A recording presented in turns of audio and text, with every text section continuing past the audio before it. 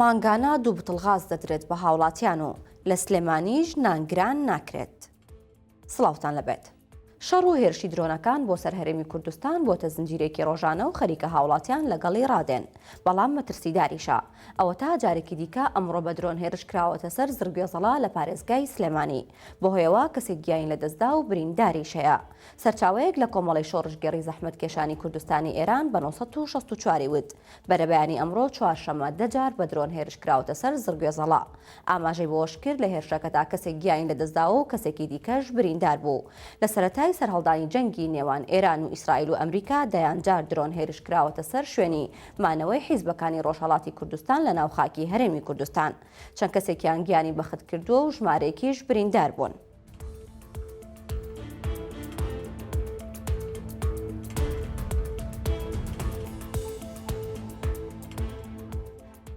کاسبکارانی بازاری هەولێر کۆکن لەسەرەوەی ئەو جەنگەی ئێستا لە نێوان ئەمریکا و ئیسرائیل و ئێران لە ئارادایە کاریگەرێکی خراپی کردوتە سەر بازار و کاسبکاران. ژمارەیە کاسبکاری جیاوازی هەولێر ئەمڕۆ بۆ 964 قسەیان کردو، ئەوەیان خستە ڕوو و جەنگ بەرزبوونەوەی نرخی دۆلار کاریگەری خراپی لەسەر بازارەکە کردووە. ئاماژەیان بەوەش کرد بەهۆی کاریگەری نادیاری چارەنووسی جەنگەوە خەڵک زۆرینەیان تەنیا پێداویستیەکانی ڕۆژانی ڕەمەزان و جەژن دەکڕن و دەستیان بە پارەوە گرتووە و زیادە مەسرەف ناکەن. ماوەی 12 ڕۆژە شەڕێکی قورس لە نێوان ئەمریکا و ئیسرائیل و ئێران هەڵگیرساوە و مەترسی بۆ سەرهەرێمی کوردستانیش هەیە. هەروەها کاریگەری بەسەر تەواوی ڕۆژهەڵاتی ناوەڕاست و وڵاتانی ناوچەکەدا هەیە.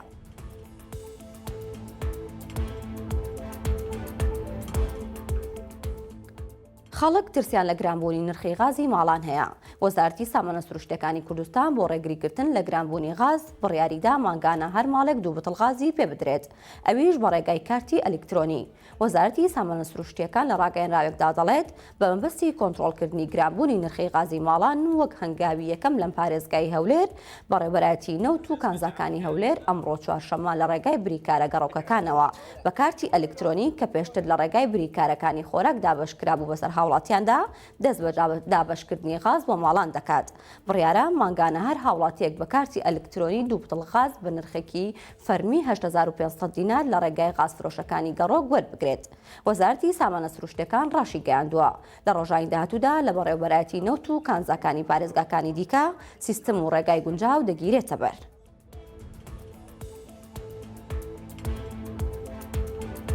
بابەتی گرانبوونی نان لە سلێمانی یەکلایی بوویەوە و ئەمڕۆ نوێنەری نانەواخانەکانی سلێمانی چوونە قایمقامەتی سلێمانی و ڕێککەوتن کە لەم دۆخەدا نانگران نەبێت. دەرۆن ڕزگار سەرۆکی سەندیکای کرێکاران بە 964 ڕاگەیاند. ڕاست نییە کە دەڵێن بەشێک لە نانەواخانەکان 4 نان دەکەن بە 1000 دینار یان کێشی گونگ کەم دەکەنەوە. ئەمڕۆ لەگەڵ قایمقامی سلێمانی دانیشتن و چەند بەڵێنێکی پێدان لەوانە دابینکردنی غاز. بۆیە بە هیچ شێوەیەک ڕێگە بە نانەواخانەکان نادەن نرخی نان گران بکەن. وتیشی بە پێی ڕێکەوتنی پێشوو 6 نان بە 1000 دینارە. هەندێک نانەواخانەش کێشی گونگ کەم دەکاتەوە 8 نان دەکات بە 1000 دینار. هاتنە پێشی بابەتی گرانبوونی نان پەیوەندی بە سوتەمەنیەوە هەیە و گرانبوونی غازی بازرگانی کاریگەری لەسەر خەرجی نانەواخانەکان هەیە.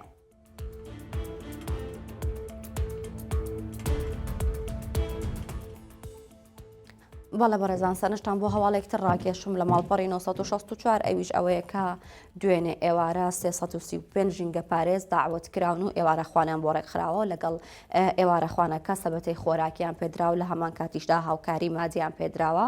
شارەوانی هەولێر بڵاوی کردوتەوە باز لەوە دەکات کە لە ئێوارەخوانێکدا توانیویانە 335 ژینگە پارێز کۆکەنەوە و لە هاوکات لەگەڵ داعوەتەکەدا سەبەتەی خۆراکیان پێبەخشن و هاوکاری مادیان پێبەخشن و ئەم کۆبوونەوەی و ئەم هاوکاریە لەلایەن ڕێکخراوی مرۆڤ دۆستانەوە دابینکراوە کە ڕێکخراوێکی خۆبەخشە و لە هەرێمی کوردستان هەیە.